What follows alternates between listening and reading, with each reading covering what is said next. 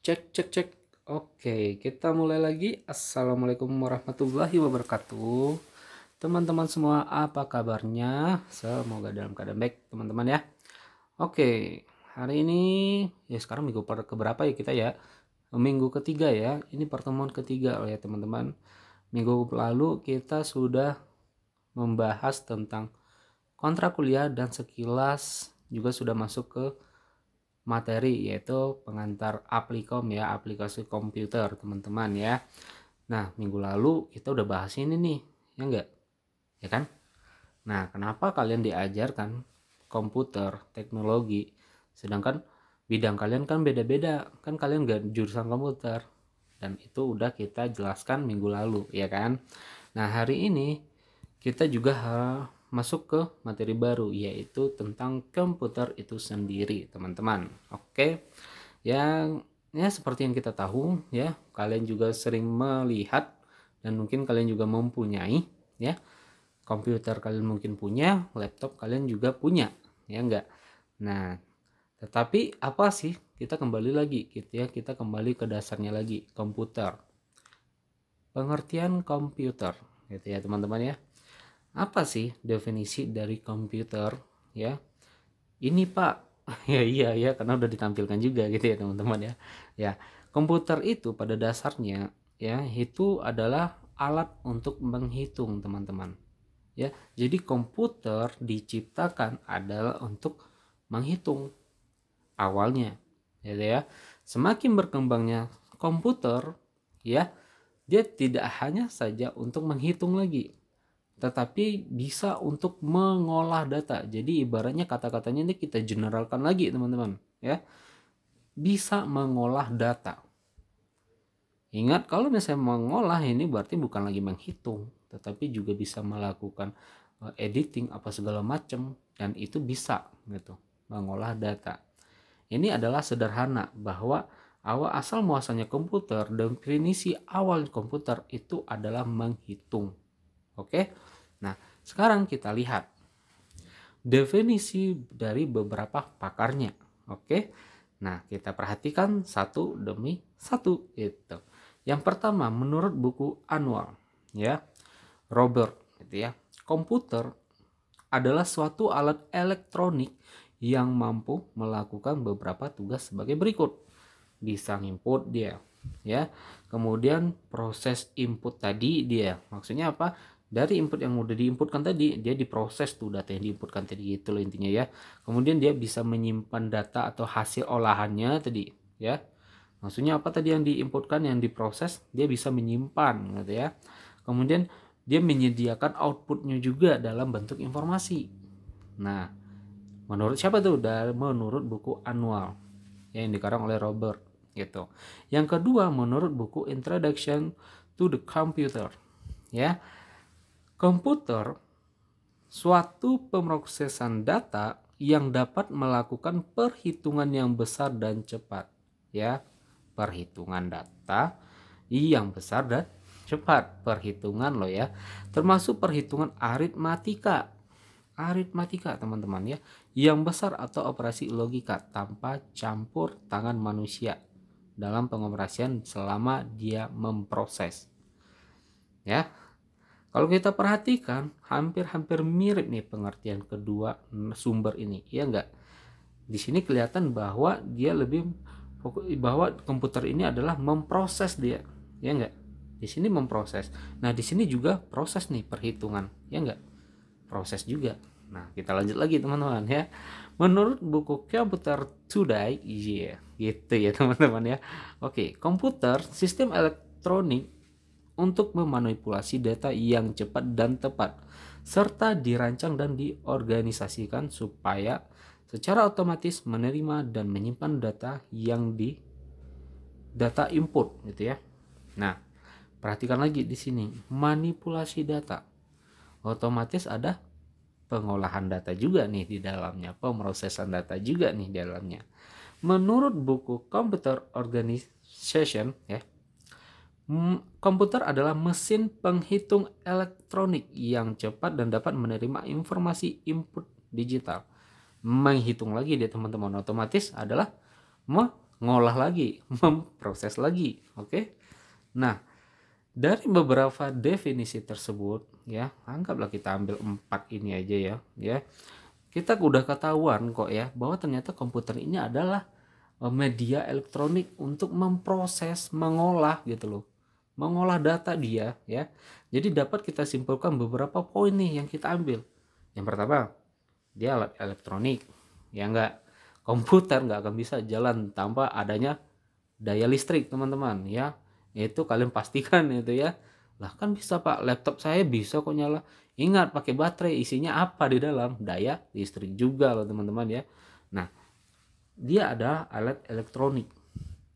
Oke. Yang kedua, dapat menerima input data.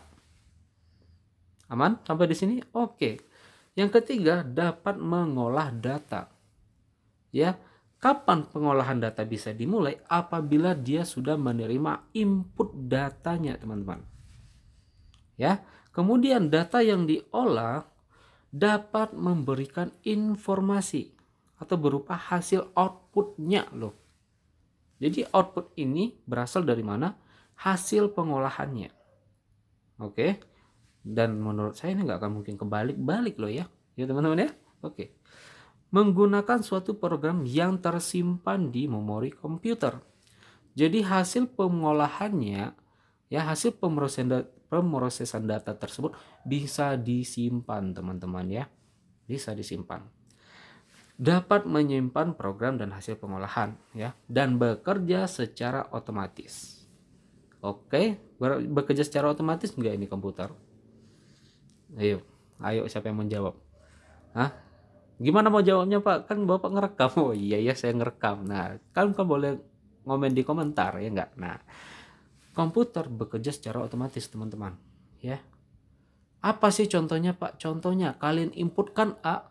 Kenapa di komputer di layar monitor juga tampil A? Ya, otomatis dia menampilkan A, ya kan? Kalian tuh inputkan saya misalnya SAYA.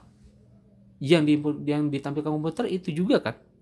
Berarti dia bekerja secara otomatis sesuai dengan perintahnya kita.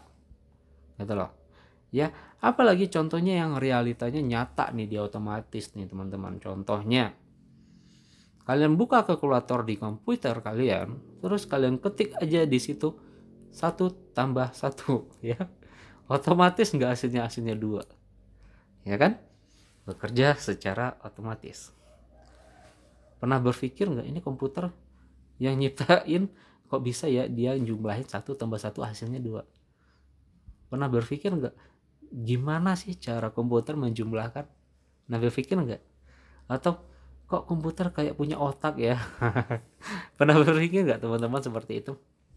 Komputer seperti itu teman-teman. Nanti kita jelaskan lebih detail lagi kenapa bisa seperti itu komputer itu. Oke?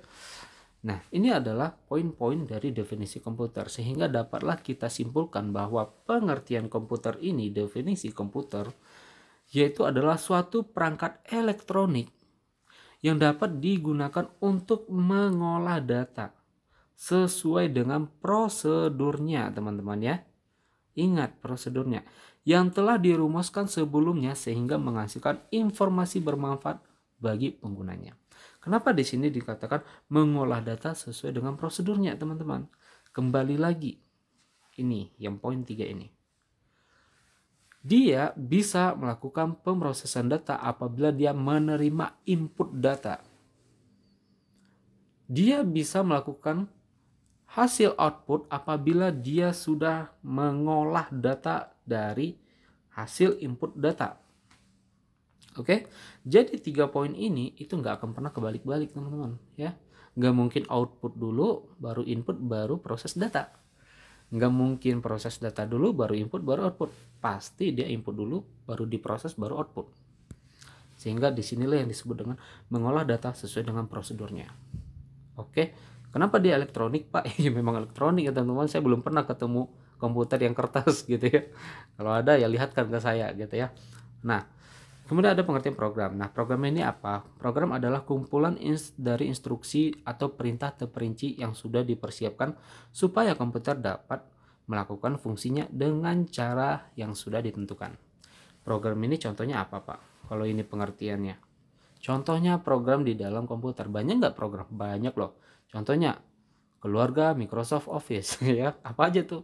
Ada Word, ada Excel ya. Ya, itu adalah contoh sederhana ya teman-teman yang semua kita tahu ya. PowerPoint, Access gitu ya. Itu kan punya fungsi masing-masing. Contohnya surat. Contohnya Word, gunanya adalah untuk membuat surat, untuk mengetik-ngetik tugas ya kan. Punya fungsi sendiri nggak nih program? Punya, ya nggak? Makanya di sini jelaskan melakukan fungsinya dengan caranya yang sudah ditentukan. Kemudian Excel gunanya untuk apa? Untuk proses perhitungan, ya nggak? Harus gunakan Excel. PowerPoint gunanya untuk apa? Apakah untuk bikin surat-surat di sana? Enggak, untuk mempresentasikan. Dia sudah didesain untuk fungsinya sendiri. Nah, ini yang disebut dengan program. Gitu ya. Jadi program itu adalah instruksi atau perintah terperinci yang sudah dipersiapkan supaya komputer dapat melakukan fungsinya. Jadi instruksinya itu setiap program beda-beda.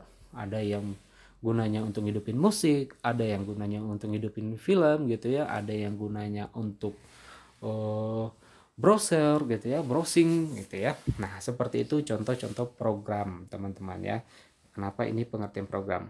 Nah, seperti itu. Jadi paham ya definisi komputer. Oke, nah kita lanjut. Komputer terdiri dari 3 elemen utama, teman-teman. Ada hardware, ada software, dan ada brainware. Hardware yaitu perangkat keras, ya. Apa saja yang berhubungan dengan hardware pasti itu bisa kita sentuh, teman-teman. Apa aja contoh hardware? Contohnya ya oke, yang paling sederhana aja. Mungkin ini kalian banyak juga sebagian kalian yang nggak tahu. Contoh sederhana aja, monitor. Apalagi laptop. Yang laptop yang udah satu komplit ya, monitor dengan keyboardnya udah digabungin menjadi satu gitu ya, dan bisa dilipat-lipat ya. Itu adalah hardware-nya. Oke. Kemudian apa lagi kalau di komputer? Ada keyboardnya, ada mouse-nya, ada CPU-nya. Oke, ada printernya. Itu adalah hardware, teman-teman. Perangkat keras. Kenapa dia dibilang perangkat keras? Karena dia bisa disentuh, teman-teman. Dan dia berfungsi sesuai dengan fungsinya juga masing-masing. Kalau monitor ya untuk menampilkan, kalau keyboard untuk ngetik-ngetiknya, kalau mouse ya untuk mengarahkan gitu ya. Kalau misalnya CPU ya di situ tempat otaknya sebenarnya gitu loh, teman-teman ya. Pemrosesnya di sana tuh ya. Printer gunanya untuk ngeprint ya, agar hasilnya itu berupa hard yang keluar, bukan lagi berupa soft ya. Kemudian perangkat lunak. Perangkat lunak ya. Apa perangkat lunak? Ya perangkat ya software gitu ya. Tetapi perangkat lunak yang dimaksud di sini adalah bukan berarti perangkat ini lunak, teman-teman ya. Jangan kalian anggap bahwa perangkat lunak ini adalah agar-agar ya. Bukan agar-agar, teman-teman, tetapi adalah perangkat yang tidak bisa kalian sentuh, tetapi hanya bisa kalian manfaatkan saja dari luar. Itu Pak pengertiannya. Iya seperti itu. Ya kenapa? Karena saya lebih mudah menganalogikan yang lebih sederhana kebanding baca-baca buku. Oke teman-teman. Nah, perangkat lunak yang nggak bisa disentuh, bukan berarti dia lunak seperti agar-agar, teman-teman ya. Contohnya seperti apa? Contohnya Microsoft. Nah, kan kembali lagi ke keluarga Office gitu ya. Nah, Microsoft Word. Kalian buka tuh Microsoft Word. Itu kalian sentuh nggak dia?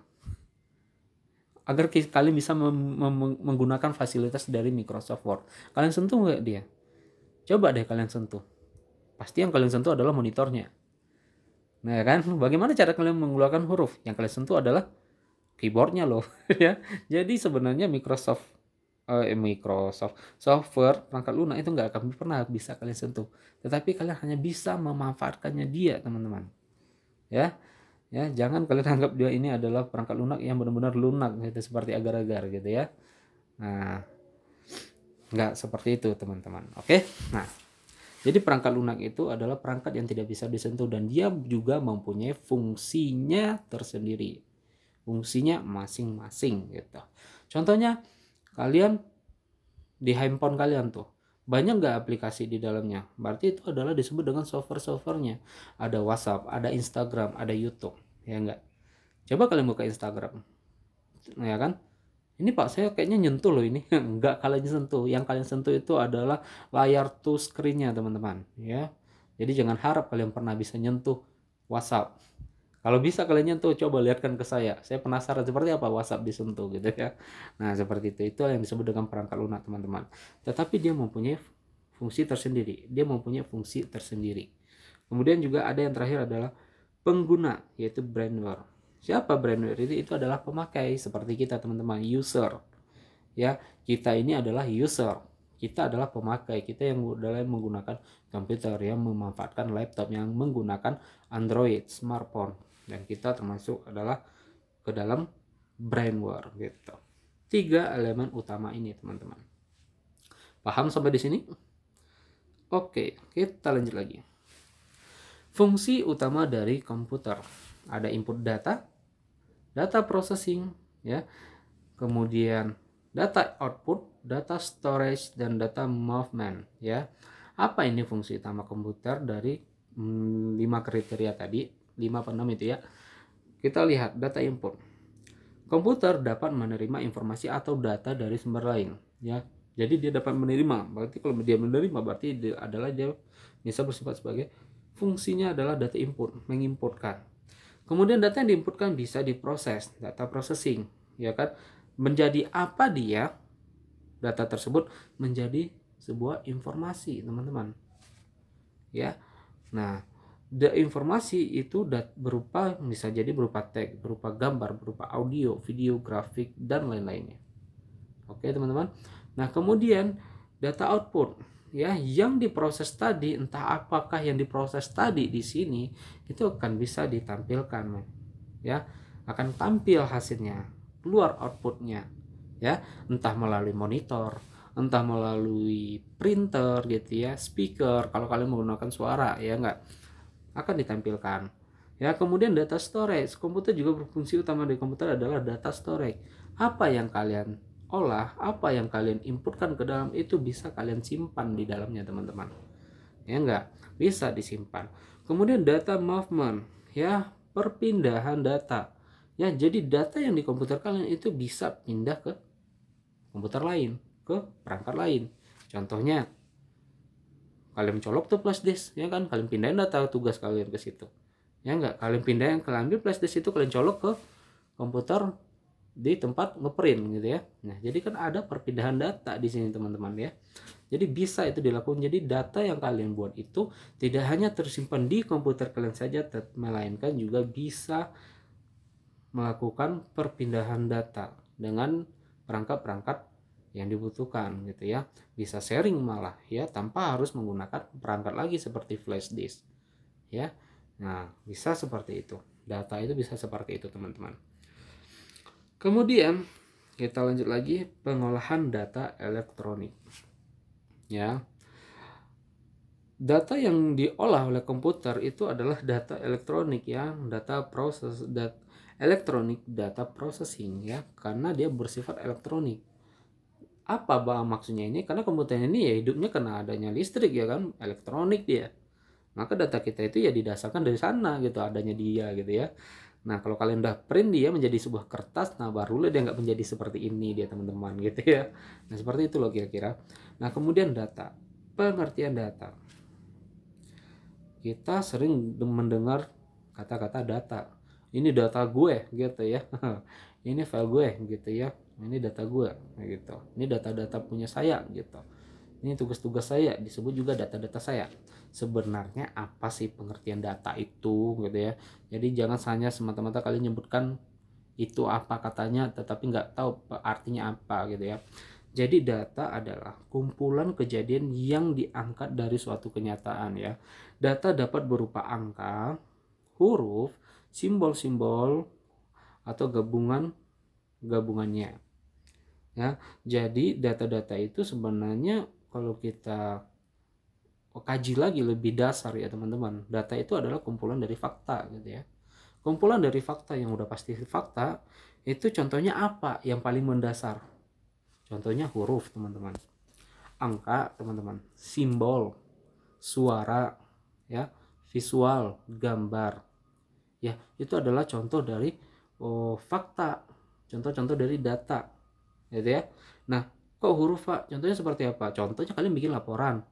Yang kalian bikin laporan itu kan kalian ketik hurufnya satu demi satu biar menjadi kata, ya enggak?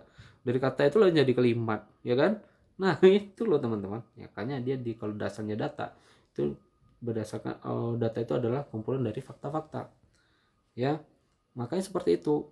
Kalian gunakan huruf simbol itu adalah kumpulan dari data. Gitu. Jadi, Pak, kan yang diolah di dalam komputer itu adalah data. Iya, data. Kemudian diolah menjadi sebuah informasi. Kok bisa seperti itu gitu? Ya, ingat teman-teman, data yang diperoleh ada data, kemudian diproses menjadi sebuah informasi. Tujuannya ada data itu adalah dapat mendapatkan informasi baru, teman-teman.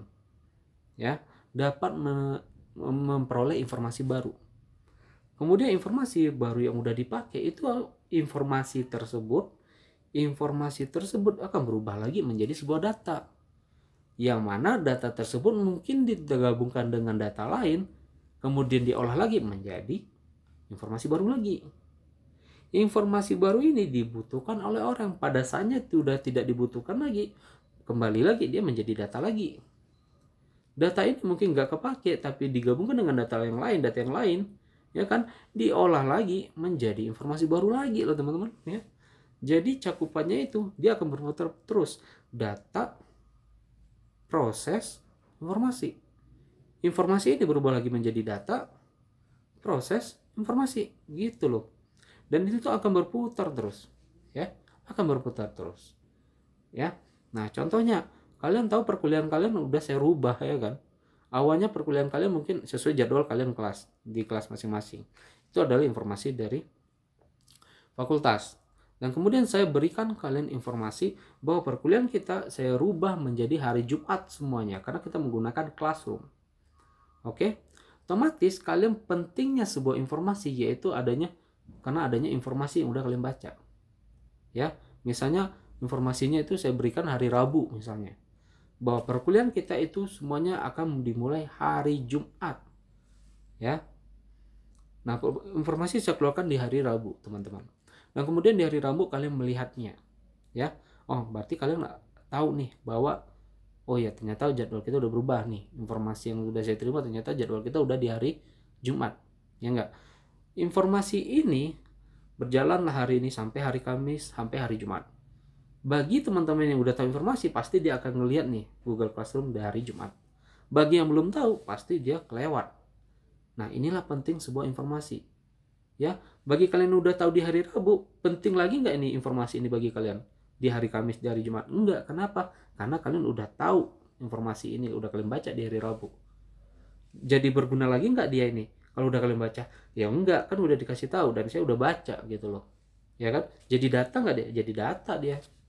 Gitu loh. Nanti sewaktu-waktu mungkin data yang hari Jumat ini kan dia jadi data nih. Hari Jumat data kita perkuliahan kita hari Jumat. Bisa jadi nanti saya olah lagi gitu ya. Kita kuliah kita besok berubah yang dari hari Jumat menjadi hari Minggu misalnya ya.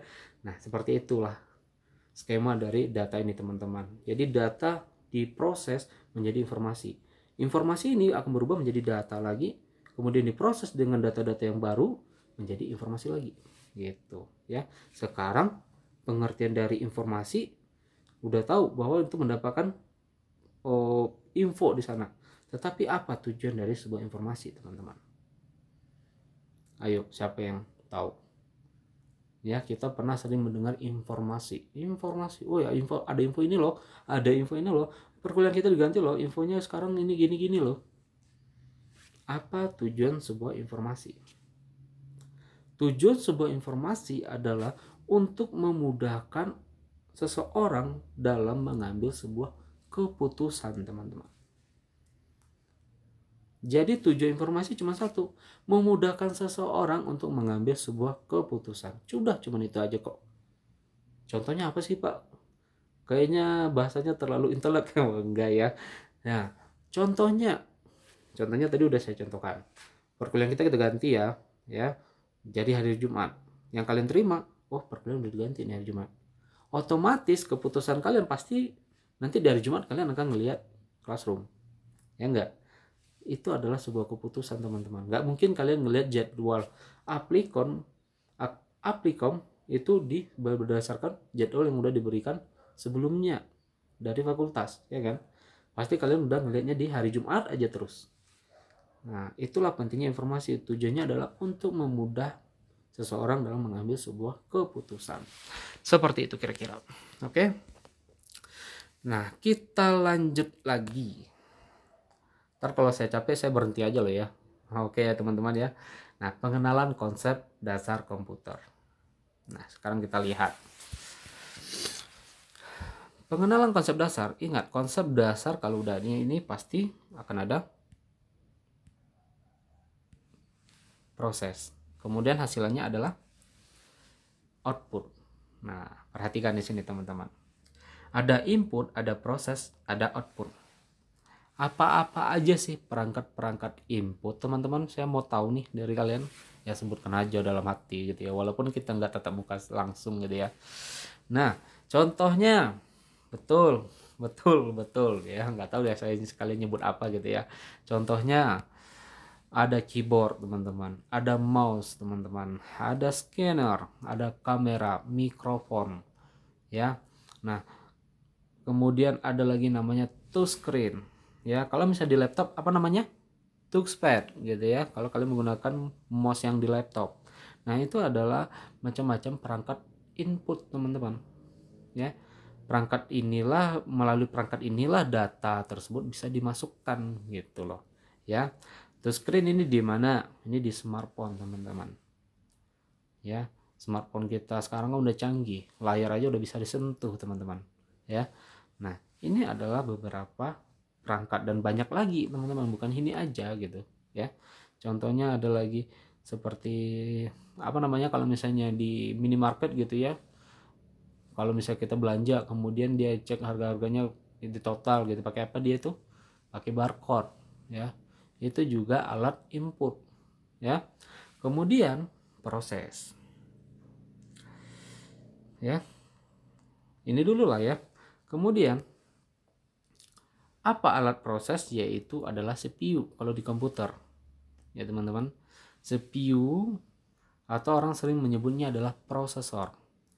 Jadi sebenarnya inilah yang memproses atau yang disebut dengan otak dari sebuah komputer teman-teman. Dia bisa melakukan pengolahan, dia bisa melakukan perhitungan, dia bisa melakukan perhitungan aritmatika. Itu adalah CPU. Kalau di dunia komputer itu disebut dengan prosesornya teman-teman ya, prosesornya. Jadi dialah otaknya, dialah yang memproses di dalam komputer. Nggak hanya komputer aja teman-teman, laptop juga ya. Nggak hanya laptop aja teman-teman, smartphone juga loh ya. Nah, dia juga punya otak memprosesnya. Kemudian output. Apa aja sih perangkat dari output? Ada monitor. Jadi monitor itu adalah perangkat output teman-teman, bukan input, tetapi output. Kenapa output? Karena dia yang menampilkan ke layar dari apa yang kalian perintahkan dari keyboard ataupun mouse gitu ya. Kemudian ada printer, ada speaker ya, dan lain-lain ya. Banyak ini teman-teman ya, banyak. Nah, kemudian dari perangkat-perangkat input ini apa sih yang diinputkan? Yang diinputkan adalah hanya satu, data. Oke. Nah, berupa apa aja sih tadi data? Contoh data dasarnya itu Pak, contohnya huruf, angka, simbol, suara, visual, grafik, dan lain-lain. Itu adalah contoh data yang akan diproses nanti teman-teman. Kemudian kemana arah ini dibawa kalau udah dimasuk dalam komputer? Akan dibawa dulu ke yang namanya memori teman-teman. Ya, memori. Kalau di dunia komputer disebut dengan RAM, Random Access Memory. Bahkan di smartphone kalian pun juga ada kan RAM namanya, Random Access Memory, memorinya. Ya. Jadi dia berfungsi adalah sebagai penjembatannya sebelum masuk ke dapur pacunya nih kalau misalnya di dunia smartphone. Kalau di komputernya masuk ke tempat pemrosesannya. Jadi ini adalah penjembatannya. Gitu. Yang mana memori ini atau random access memory ini bersifat menyimpan sementara. namanya juga jembatan kan, hanya sebagai tempat penampungan gitu loh intinya ya. Kemudian data tersebut masuklah ke memori, di CPU diproseslah dia, entah itu hitung-hitungan, entah 1 tambah 1, 2 tambah 2, atau berupa angka, atau berupa editing, atau berupa visual misalnya. Hasil pengolahan tersebut akan dikembalikan lagi ke memori, dan memorilah yang akan menampilkan ke perangkat output ini berupa informasi, teman-teman. Oke, paham kalian sampai di sini? Inilah konsep dasarnya komputer, teman-teman. Ya. Dan konsep inilah yang sampai terbawa tidak hanya komputer, ke laptop juga seperti ini konsepnya. Ke smartphone juga seperti ini konsepnya, teman-teman. Ya. Jadi smartphone juga punya perangkat seperti itu, Pak. Punya dia. Punya tempat pemrosesannya. Dia punya RAM, dia punya penyimpanan juga. Kalau misalnya di komputer dia punya penyimpanannya itu yaitu hard disknya atau SSD-nya namanya ya. Kalau misalnya di smartphone dia nama penyimpanannya itu adalah, kalau bisa kita kenal itu adalah main memorinya ya, memori internalnya di telepon itu ya. Misalnya 16 GB dia, 32 GB dia, atau 64 GB dia. Tetapi kalau misalnya RAM nya pasti dia kecil. Ya kenapa? Karena dia berfungsi bukan untuk penyimpanan permanen, tetapi hanya untuk menjembatankan dia agar supaya cepat pemrosesan di dapur pacunya. Kenapa akhirnya RAM itu akhirnya cuma 2 GB, 3 GB, 4 GB, dan begitu juga dengan komputer. Kan gak gede-gede, paling 4 GB, 8 GB, 16 GB. Laptop juga seperti itu, ya kan? 4 GB, 8 GB, 16 GB. Nggak pernah kejadian memori ini sampai 1 tera, teman-teman. Yang sampai 1 tera itu adalah media penyimpanan permanennya, yaitu hard disk atau SSD. Kalau jatuhnya di smartphone itu adalah penyimpanan internalnya, ya. Nah seperti itu kira-kira. Paham ya pengenalan konsep dasar komputer. Ini loh dia komputer itu gitu ya. Seperti itu teman-teman. Ada lagi? Ya udahlah ya, capek saya ya teman-teman. Udahlah sampai di sini dulu. Besok kita sambung yang ini nih ya. Nah oke. Ini banyak gak sih lagi? Semoga cukup lah ya minggu besok. Nah oke. Baik, sampai di sini dulu teman-teman. Kalau ada pertanyaan silahkan di komen di kolom komentar. Jangan lupa subscribe ya teman-teman, karena no subscribe no nilai ya. Oke teman-teman. Baik, saya tutup. Assalamualaikum warahmatullahi wabarakatuh.